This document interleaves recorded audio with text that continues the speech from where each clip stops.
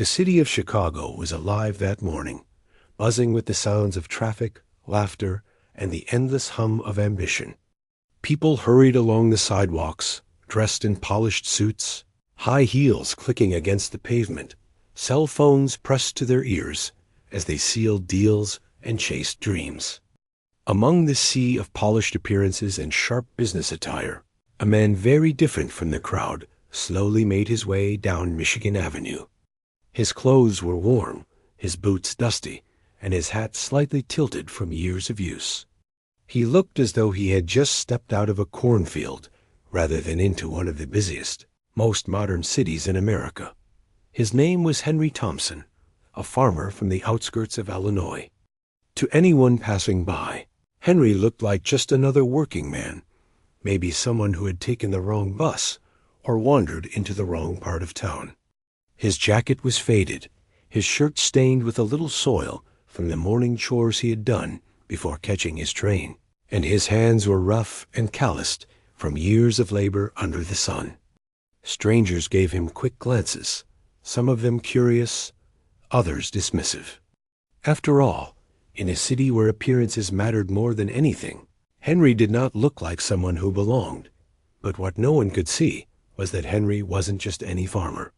Behind the rugged clothes and the simple demeanor lay a man of extraordinary success. Henry owned over 2,000 acres of farmland, producing crops that supplied supermarkets and restaurants across the Midwest. He employed dozens of workers, managed sophisticated agricultural technology, and had quietly built a fortune through decades of dedication and smart business decisions. Henry was a millionaire many times over, but unlike the polished business people rushing past him, he had no desire to flaunt his wealth. That morning, Henry had come to Chicago to settle a few business matters. One of his clients had requested a face-to-face meeting, and rather than rushing back to the farm, Henry decided he would spend the night in the city. And if he was going to stay, why not choose the best? He had heard of the Grand Oak Hotel, one of the most prestigious and expensive hotels in Chicago, frequented by celebrities, executives, and wealthy travelers from all over the world. Its reputation for luxury was unmatched, with marble floors, crystal chandeliers, and suites overlooking Lake Michigan. Henry thought it would be a nice change of pace from his quiet farmhouse, but Henry had no idea what awaited him once he stepped inside. The glass doors of the Grand Oak Hotel slid open as he walked in, and immediately the atmosphere shifted. The lobby was a masterpiece of elegance, gleaming white marble tiles, golden accents, fresh orchids in tall vases, and a grand piano softly playing in the corner. Guests lounged in designer clothing, sipping champagne, their suitcases from luxury brands neatly stacked beside them. The staff, dressed in crisp uniforms, moved swiftly with practiced smiles, offering assistance to those who looked the part of wealth. And then there was Henry. His boots left faint scuffs on the polished floor. His jacket looked completely out of place next to the Armani suits and Louis Vuitton handbags that surrounded him. Conversation slowed. A couple at the bar glanced at him, then at each other, before smirking. A group of teenagers giggled as they whispered, pointing toward the old farmer who had walked into a palace of the rich. Henry ignored them, carrying himself with the quiet confidence of a man who didn't need to prove anything to anyone. He approached the front desk, where two receptionists immediately stiffened at his appearance. Their smiles faltered, replaced by thin, polite expressions that barely hid their judgment. "Good afternoon, sir," one of them said, her voice professional but strained. "Can we help you?" "Yes," Henry replied calmly. "I'd like to book a room for the night." The receptionist's eyes darted to his clothes, then back to his face. "A room?" she repeated, as though she hadn't heard him correctly. Her colleague leaned closer, lowering his voice, but not enough to keep Henry from hearing. "Does he know how much it costs to stay here?" Henry pretended not to notice, but he caught the way their eyes scanned him from head to toe, silently concluding that he had no business standing there. "I'd like your best suite," Henry continued. His voice steady, though he knew what was coming next. The two receptionists exchanged glances. One of them tried not to laugh. "Sir," she said slowly, perhaps you'd be more comfortable in another hotel nearby. There are more affordable options just down the street." Henry's brows furrowed slightly, but he remained calm. "No," he replied. "I came here for a reason. I want a suite." At that moment, the hotel manager, a tall man in a tailored navy suit, walked over. His name was Richard Collins, and he had been running the Grand Oak Hotel for nearly a decade. Richard prided himself on maintaining the hotel's image of exclusivity, and he wasn't about to let someone like Henry Dusty Boots, wrinkled jacket, and all ruin that. "Is there a problem here?" Richard asked smoothly, though his eyes betrayed a hint of irritation. The receptionist hesitated. "This gentleman wants to book a suite." Richard turned to Henry, his smile forced. "A suite, you say?" "Sir, our suites are quite expensive." "Are you sure that's what you want?" Henry met his gaze calmly. "Yes, that's what I want."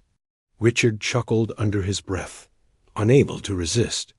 "Tell you what," he said, leaning on the counter. "If you can afford the worst room in this hotel, the cheapest one we have, I'll give you the suite myself." His voice dripped with sarcasm, loud enough for several guests nearby to hear. A ripple of laughter spread across the lobby. Henry didn't flinch. He didn't argue. Instead, he slowly reached into his jacket pocket, pulling out a worn leather wallet. The staff leaned forward, expecting to see a couple of crumpled bills, maybe a credit card that would max out instantly. But Henry opened the wallet and revealed something that made the receptionist's jaw drop. What he pulled out was not one card, but several platinum and black credit cards, the kind reserved for the ultra-wealthy. The laughter in the lobby faded into silence as Henry calmly placed one on the counter. "Run it," he said simply. The receptionist froze. Richard blinked, his smirk disappearing as realization washed over him. They had mocked the wrong man. And what happened next would silence not just the staff, but everyone in that luxurious hotel lobby.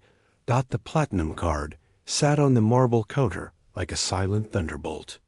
For a moment, no one moved. The receptionist stared at it as if it were a foreign object, something she had only seen in advertisements, but never expected to touch. Her fingers trembled as she picked it up, the black embossed letters gleaming under the lobby's golden lights. Richard, the manager, leaned in with narrowed eyes, his forced smile faltering as a wave of unease crept up his spine. Guests nearby craned their necks, whispering to each other. The same people who had chuckled moments earlier now shifted uncomfortably in their seats. It was one thing to mock a man who looked out of place. It was another to realize you had laughed at someone who clearly belonged far more than you did. The receptionist reluctantly slid the card into the payment terminal, half expecting it to be declined, clinging to the hope that this farmer would still be exposed. The seconds felt endless.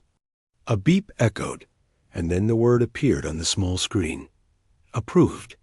The air shifted instantly. The receptionist's face flushed as she returned the card with shaky hands. Richard cleared his throat, his smirk long gone, but instead of apologizing, his pride forced him into a corner. He wasn't about to let a man in dirty boots and a wrinkled jacket humiliate him in his own hotel. "Well," Richard said slowly, trying to recover his composure, "it seems you do qualify for a room here." His words were heavy with reluctance, as though they cost him something to admit that. Henry took his card and slipped it back into his wallet, his expression calm. He wasn't smug, nor did he throw their insults back at them. His silence only made Richard more uncomfortable. "But you must understand," Richard continued, his voice sharpening, "our suites are designed for guests who appreciate luxury. Fine dining, spa treatments, curated experiences. These are not for everyone. Perhaps it would be more suitable for you to take one of our standard rooms instead. After all, the suite might be a bit overwhelming." The words hung in the air like poison. Guests exchanged uneasy glances. Some were embarrassed by the manager's persistence. Others quietly entertained by his arrogance. Henry's eyes, steady and piercing, finally met Richard's.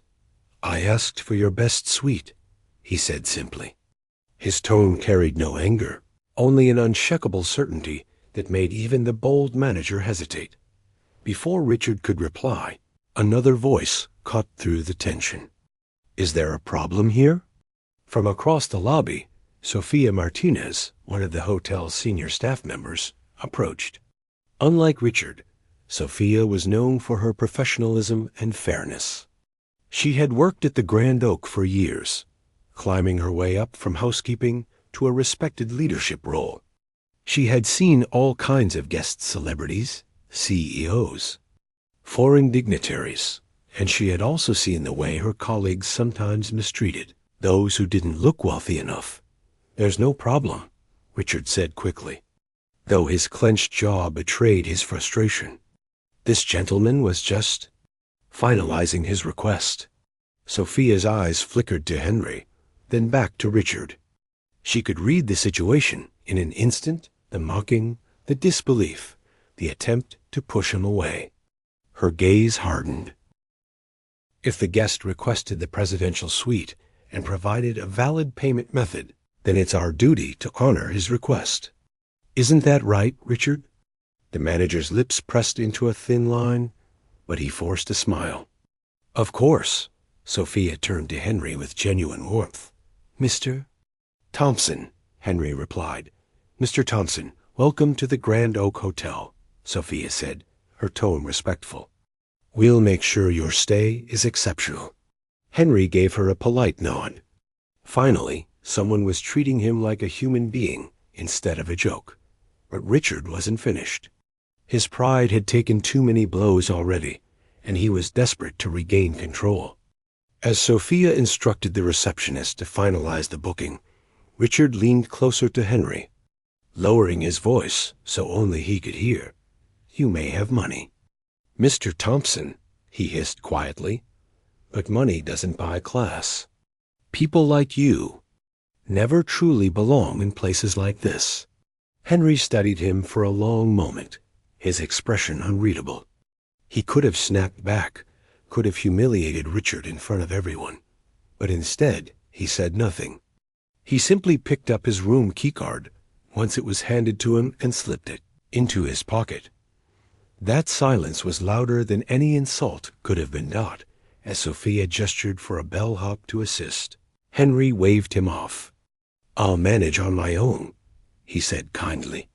He had only brought a small overnight bag, practical, simple, and utterly ordinary compared to the designer luggage stacked around the lobby. Henry began walking toward the elevators, his boots echoing softly against the marble. The crowd's whispers followed him like shadows. Some guests were embarrassed at their own earlier laughter. Others were curious, intrigued by the mystery of this man who defied every stereotype they had assumed. Richard, however, stood rooted behind the desk, his face burning with humiliation. He wasn't just angry. He was afraid. Because deep down, he knew he had underestimated the wrong man, and Henry wasn't done surprising them. When the elevator doors closed behind him, Henry finally allowed himself a faint smile. He had dealt with people like Richard all his life, people who judged by the dirt on his boots instead of the work behind them, who measured worth by clothing instead of character. But what they didn't know was that every seed Henry planted, every acre of land he tended, had given him a fortune greater than most of the polished men strutting through that lobby could ever imagine. Still, Henry wasn't interested in revenge. He hadn't come to the city to prove anything. But sometimes life had a way of putting people in situations where the truth revealed itself. And for the staff of the Grand Oak Hotel, The truth was only just beginning to unfold. Upstairs, as Henry entered the lavish suite overlooking the city skyline, he placed his bag down and walked straight to the balcony. The view stretched across Lake Michigan, the water sparkling under the afternoon sun. He took a deep breath, savoring the fresh air, and chuckled quietly. For all their arrogance, the staff had no idea who they were dealing with. And soon, something would happen that would not only silence Richard and the others, but would make every guest in that hotel question their assumptions forever. Because Henry Thompson, the farmer they mocked, had a way of leaving people speechless. The presidential suite was everything one would expect from the most prestigious hotel in Chicago. Marble floors gleamed beneath chandeliers imported from Italy, the walls adorned with abstract art worth more than most homes, and a private balcony stretched wide enough to host a small dinner party. For many guests, staying here was a once-in-a-lifetime indulgence, a way to announce their wealth to the world. Henry, however, didn't see it that way. To him, the suite was just a room, a place to rest after days of hard work. He wasn't dazzled by the gold-plated fixtures or the silk curtains swaying in the breeze. What impressed him more was the thought of his farm back home. Endless fields of corn, the quiet hum of crickets at dusk, the laughter of his grandchildren running barefoot through the grass. That was luxury to him. He sat down on the edge of the enormous bed, pulling off his boots. Dirt crumbled onto the carpet, and Henry frowned slightly. He wasn't careless, but years of living on the land had made him practical. He knew the hotel staff would be horrified to see mud on their perfect white carpet. Yet it reminded him of where he came from, and he would never apologize for that downstairs. However, the atmosphere was anything but calm. Richard paced behind the reception desk, his mind spinning. He had hoped the farmer would embarrass himself, fail the payment, and leave humiliated. Instead, Henry had walked away with the keys to the most expensive suite in the building, and the eyes of half the lobby were still on Richard, silently judging him for how he had handled the situation. "How long do you think he'll last?" One receptionist whispered to another, her voice dripping with doubt. "People like him don't fit here. He'll check out by morning." Richard forced a tight smile. "Trust me. A man like that may have money, but he doesn't have the sophistication. He'll trip over himself eventually, and when he does, we'll be the ones to remind him where he truly belongs." But Sophia, the senior staff member who had defended Henry earlier, overheard their words and shook her head in quiet disapproval. She knew the dangers of judging too quickly, especially in a world where appearances often deceived. Something about Henry's calm composure told her he wasn't just another guest. There was a story behind those weathered hands and steady eyes, and she had a feeling it was one the others weren't ready to hear. Later that evening, Henry decided to step out of his suite and have dinner at the hotel's Michelin-starred restaurant, La Lumiere. Dressed in the same flannel shirt and jeans he had worn when he arrived, he walked confidently through the lobby, drawing stares once more. Conversations quieted as people noticed him. Some chuckled, nudging their companions, while others shook their heads in disbelief. When he approached the Materdi's podium, the young man behind it raised his eyebrows. "Good evening, sir. Can I help you?" "I'd like a table," Henry replied simply. The Materdi's lips curved into a faint, patronizing smile. "Of course. Do you have a reservation?" "No," Henry said. The young man sighed softly, as though expecting that answer. "I'm afraid we're fully booked tonight. Guests usually reserve weeks in advance for La Lumiere. Perhaps the lobby cafe might be more suitable?" His tone dripped with suggestion. Before Henry could respond, a couple seated nearby at a corner table overheard the exchange. The husband leaned over to his wife and whispered loudly enough for others to hear. "Can you believe this? He thinks he can just walk in here and get a table. What's next? Overalls at the opera?" Laughter rippled through the room. Henry didn't flinch. He simply looked at the Mater D, waiting patiently. There was no anger in his eyes, just an unwavering steadiness. At that moment, Sophia entered the restaurant, carrying a clipboard as she oversaw operations. She noticed the standoff immediately. "Is there a problem here?" she asked, her voice calm but authoritative. The Mater D hesitated. "This gentleman is requesting a table without a reservation." Sophia turned to Henry, and for a second, she saw the faintest twinkle of humor in his eyes, as if he found the situation more predictable than insulting. She smiled. "Mr. Thompson is staying in the presidential suite. He is our guest of honor. Find him the best table in the house." The Mater D blinked, his smugness collapsing into shock. "Of course," he stammered quickly, gesturing for Henry to follow. The laughter from the couple nearby died instantly, replaced with stunned silence. Henry was escorted to a corner table with sweeping views of the city skyline. The finest wine list in the restaurant was presented to him, and waiters bustled nervously to ensure every detail of his dining experience was perfect. Henry ordered the simplest thing on the menu: grilled salmon with vegetables and a glass of water. No champagne, no extravagant courses. Just food, plain and honest. And yet, the way he carried himself at that table, calm and unshaken by the whispers, made it clear he didn't need extravagance to prove his worth. Back at the reception desk, Richard caught wind of the scene at La Lumiere and felt his blood boil. He couldn't believe this man had not only secured the suite, but was now dining like royalty in the most prestigious restaurant in the city.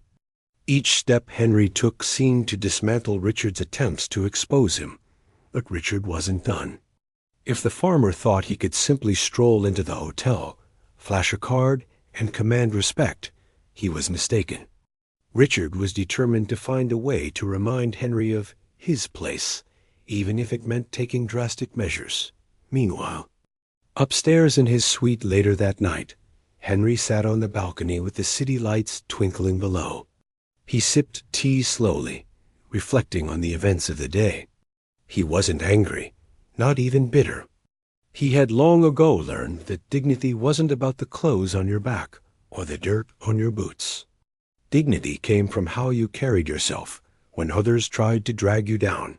But he also knew this. People like Richard and the others needed to be reminded of something greater, that wealth doesn't come from arrogance, but from hard work, humility, and a generosity of spirit. And soon, Henry would have the perfect opportunity to show them just that, because the next day, the Grand Oak Hotel would face a situation none of them could have imagined.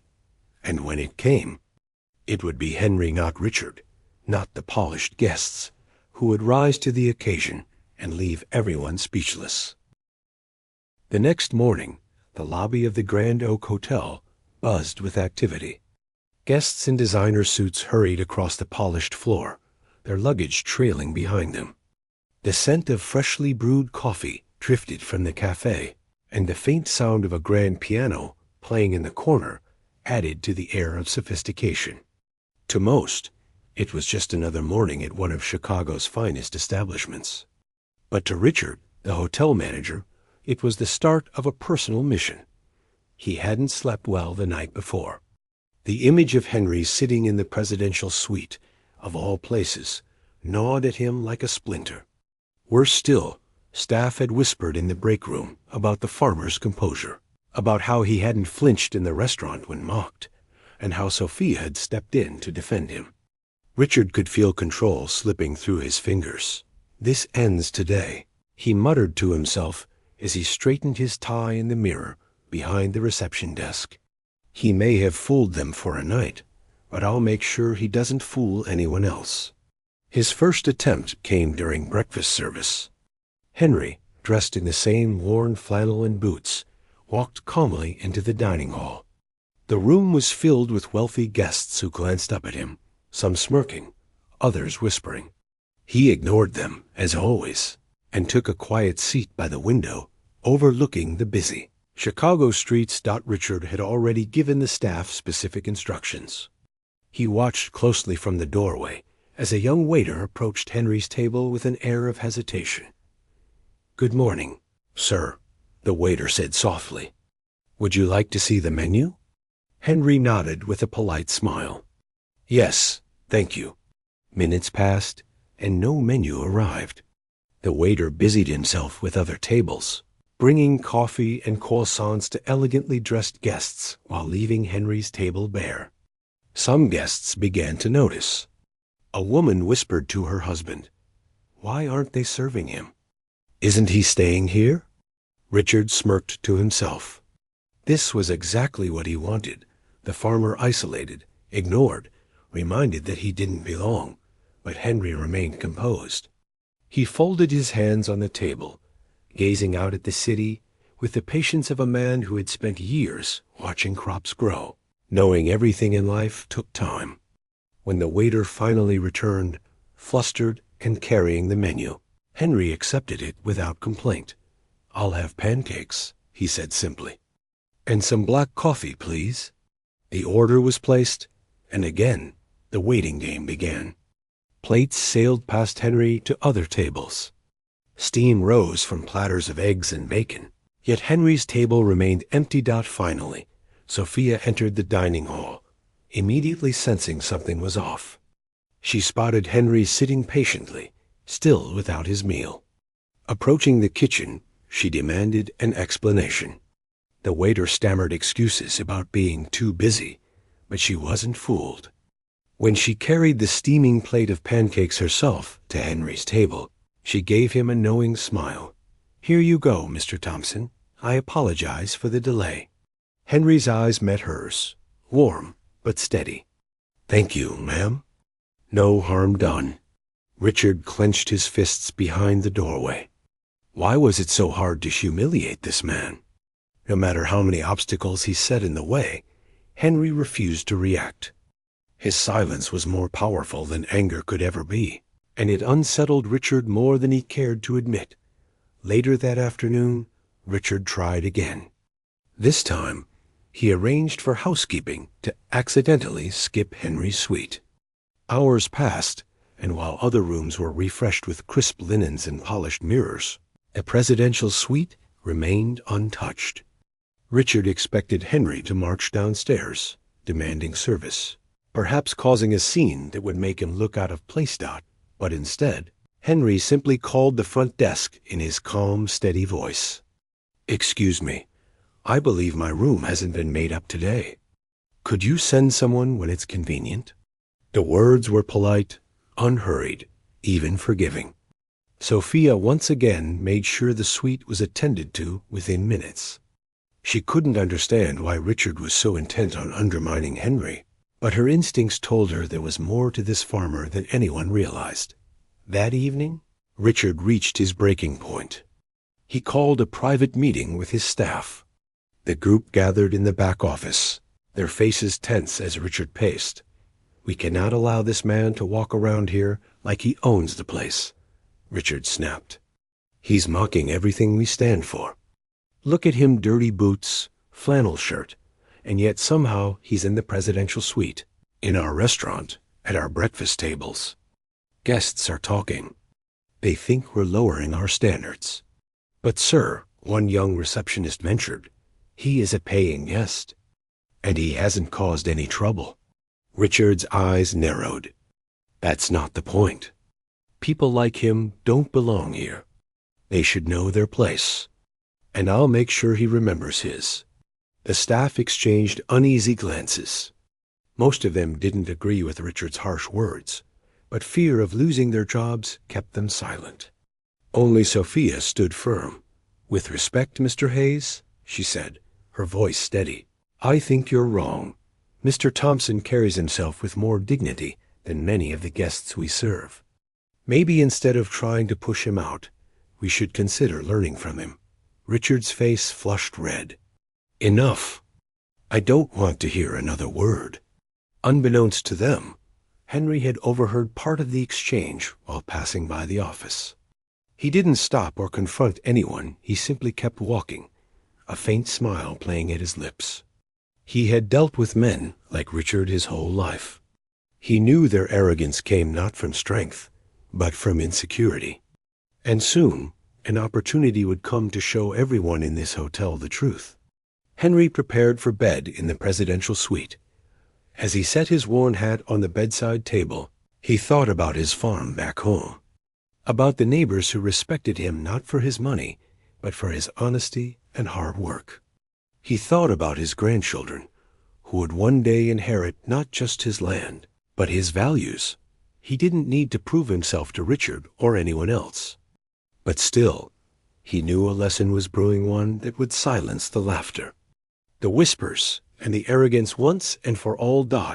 And as fate would have it, that lesson was closer than anyone in the Grand Oak Hotel could have ever imagined. The following morning, the skies over Chicago darkened with the threat of rain. Heavy clouds hung low, casting shadows across the tall buildings. Inside the Grand Oak Hotel, however, the marble lobby still sparkled under chandeliers, and guests continued about their routines as though the world outside could never touch them.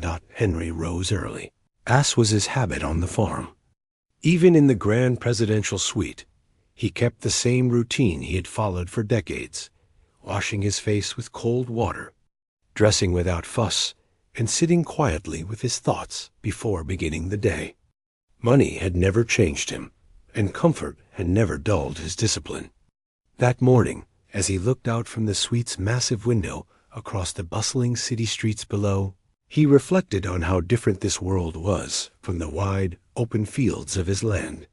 Yet deep inside, he knew that the values of honesty, humility, and perseverance mattered everywhere, whether in a farmhouse or a luxury hotel. Downstairs, Richard was restless again. The previous day's failures to humiliate Henry still weighed on him. Guests had begun whispering about the calm, mysterious farmer staying in the most expensive suite. Some admired him, wondering how a man so humble had found himself in such luxury. Others laughed, dismissing him as a fluke. But one thing was clear. Henry had become the center of attention, and Richard despised it. Today, Richard told himself, today I'll put an end to this nonsense. But fate had other plans. Just after breakfast, a commotion rippled through the lobby. A group of investors from New York City had arrived unexpectedly, weeks earlier than planned. The Grand Oak Hotel had been courting them for months to secure funding for a major expansion project. These investors were not ordinary guests. They were known for their ruthless attention to detail, their demand for perfection, and their habit of pulling out of deals at the first sign of weakness. Richard's heart raced. This was his chance to prove his worth to the hotel's owners.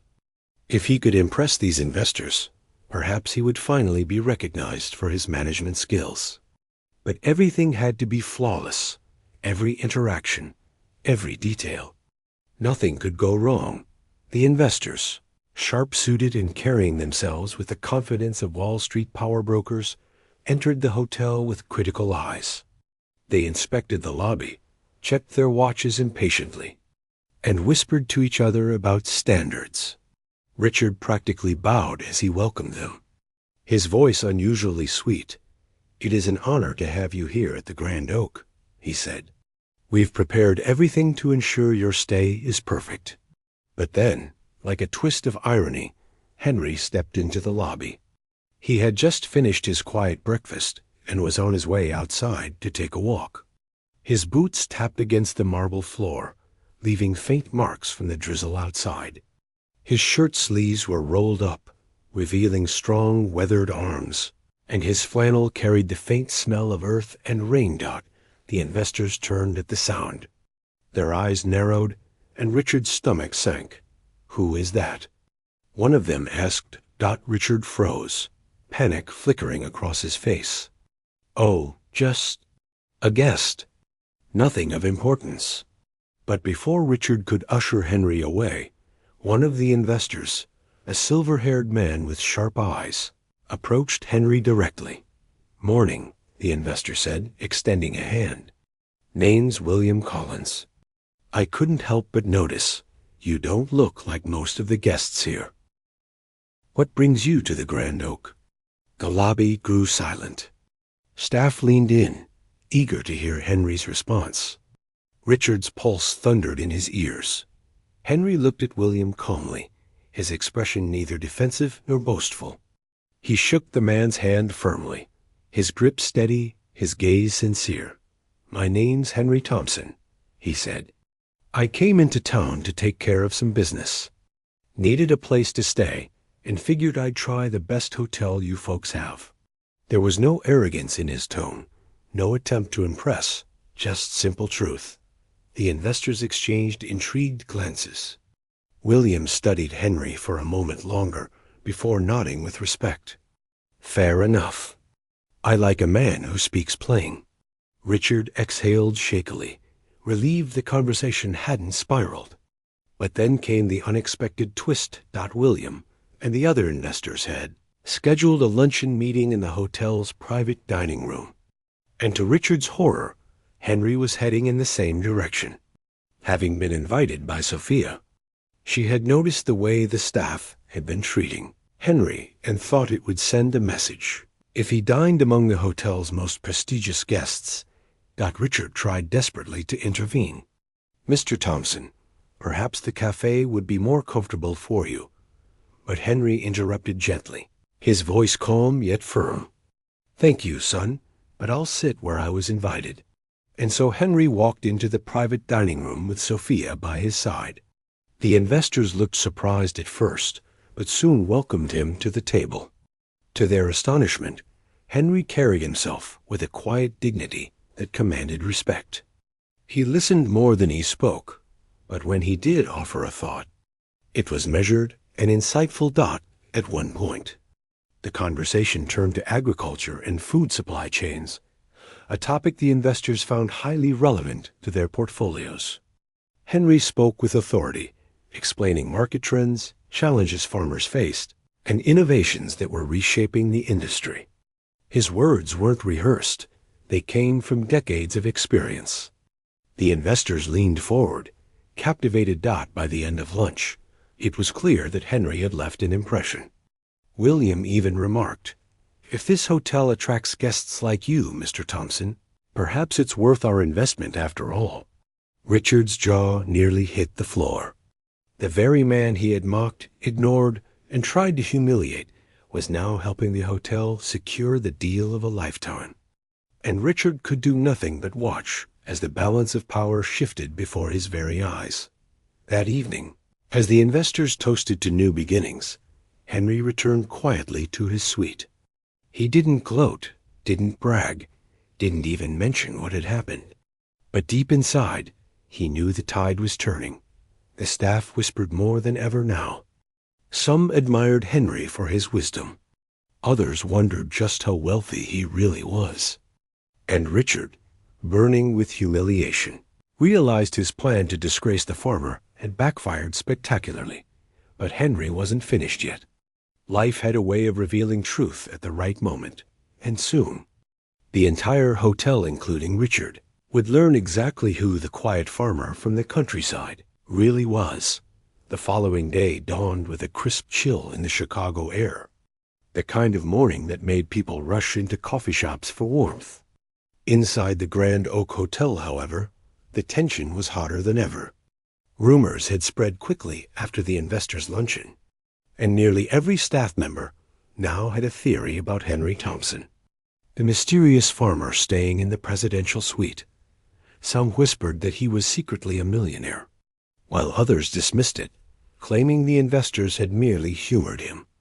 A few, though, especially Sophia, sensed there was something extraordinary about him. She had noticed the way Henry listened, the quiet authority in his words, and the undeniable respect he commanded, without even trying. But Richard was consumed with frustration. Every attempt to belittle Henry had backfired. Not only had the farmer impressed the investors, but he had also begun to win the admiration of the hotel staff. Richard's pride couldn't handle it. He needed one final chance to prove himself superior, to put Henry in his place once and for all. That chance came during the evening gala.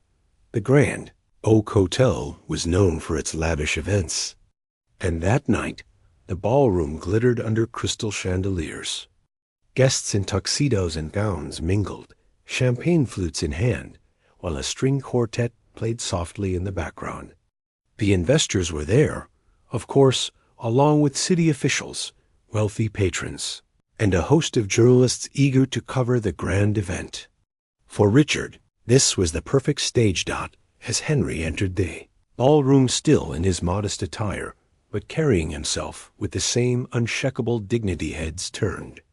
Some smiled politely, others raised eyebrows, but all were curious. What was a simple farmer doing among Chicago's elite? Richard saw his opportunity. He approached the podium as the evening's host and welcomed the guests with exaggerated charm. Then, as though the idea had just occurred to him, he turned to Henry. "Ladies and gentlemen," Richard announced, his voice dripping with mockery, "we are honored to have a very unique guest with us tonight. A farmer from the countryside, staying in our finest suite." Laughter rippled through some of the crowd, though many were simply uncomfortable. And what better way to showcase the inclusivity of our hotel than to hear a few words from Mr. Thompson himself? Gasps echoed across the room. All eyes turned to Henry. Some pitied him, expecting humiliation. Others leaned forward eagerly, curious about how he would respond. Sophia clenched her fists, furious at Richard's cruelty. But Henry? Henry rose slowly, his calm presence filling the room more than Richard's arrogance ever could. He walked to the podium, adjusted the microphone, and began to speak not with rehearsed grandeur, but with authenticity. "I appreciate the welcome," Henry said, his deep voice carrying easily across the silent ballroom. "Now, I know I don't look like most of you. I came here straight from my farm, clothes and all. I didn't plan on speaking tonight, but since I've been asked, let me share something." The room was still, the only sound the faint rustle of gowns and the soft clink of glasses being set down. Henry continued. "When I was a boy, my father taught me that respect isn't about how much money you flash or how fine your suit is. Respect is about how you treat people, whether they can do something for you or not. Out in the fields, we don't care if a man's hands are clean or dirty, only if he's willing to work. And in life, I've found the same to be true. You can learn a lot about someone by how they treat people they think are beneath them." The crowd shifted, their initial amusement dissolving into uneasy silence. Even the investors leaned in, clearly moved. Henry glanced briefly at Richard before continuing. "Now, I came to this hotel looking for a place to stay, not to prove anything. But what I've seen here tells me more about character than luxury. And character, my friends, is worth more than any chandelier or velvet carpet." Applause began soft at first, then growing louder, spreading across the ballroom until nearly everyone was clapping. Sophia's eyes shone with pride. The investors nodded with approval. Journalists scribbled furiously, recognizing they had just witnessed a moment worth printing. Richard, however, stood frozen, his plan unraveling once again. The spotlight he had intended to use to humiliate Henry had instead elevated him, making the farmer the most respected man in the room. But Henry wasn't done. After a pause, he leaned closer to the microphone and added, "And since I've been invited to speak, perhaps I should clarify one more thing. I may look like just a farmer, but appearances don't always tell the whole story. Sometimes the soil hides more than it shows." With that, Henry stepped down from the podium, leaving the audience buzzing with curiosity. What did he mean by that? Who was this man, really? The rest of the evening passed in a blur of speculation. Guests whispered, investors smiled knowingly, and journalists prepared headlines that would make the morning papers. Richard, meanwhile, retreated to a corner, seething with humiliation. His last chance to disgrace Henry had instead transformed him into the star of the night. Upstairs, as Henry returned to his suite, Sophia walked beside him. "You didn't just speak," she said softly. "You taught them something." Henry gave her a faint smile. "Sometimes the truth doesn't need to be shouted. It just needs to be said." But deep down, Henry knew the time had come. He had been patient long enough, enduring Richard's arrogance and the staff's judgment.